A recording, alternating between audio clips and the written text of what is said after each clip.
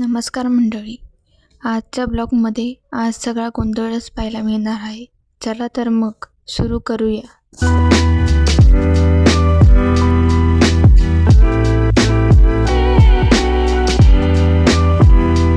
रोजचं हे चक्र असतं.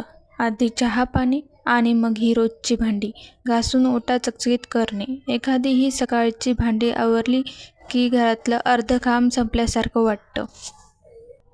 भांडी घासून तर झाले. आता जरा या मनी प्लांटकडे वळूया. मनी प्लांटचे पाणी आठवड्यातून एकदा तरी बदलले पाहिजे, कारण पाणी खराब राहिले तर मनी प्लांटचे झाडाचे मूळ सडायला लागतात. हे किती आता मी पाणी बदललं किती सुंदर दिसतात. आता कमेंटमध्ये मला नक्की कळवा की हे मनी प्लांट चांगली दिसत आहे की नाही.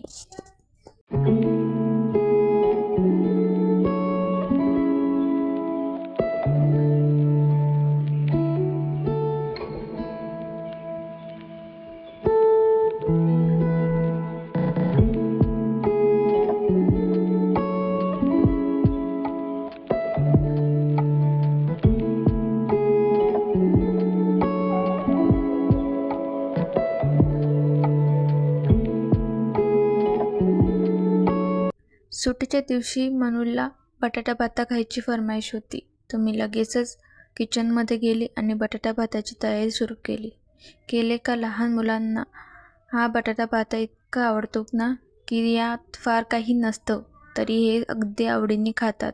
चला तर मग भात शिजवायला ठेवूया.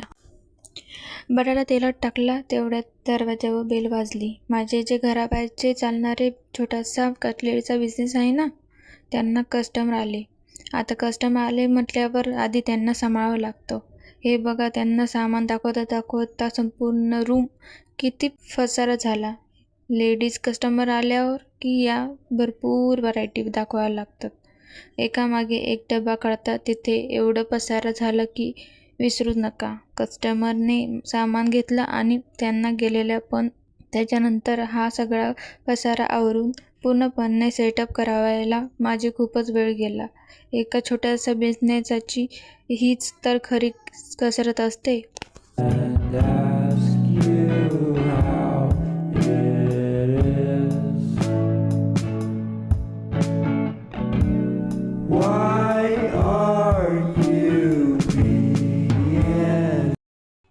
चला तर मग सेटअप तर झाला आहे. आता किचनमध्ये जाऊन मनूला प्लेटमध्ये बटाटा भाता घेऊन खाऊ घालते. पोटभर जेवण झाल्यावर आमची मनू शहाण्या मुलासारखी लगेच अभ्यासाला बसली.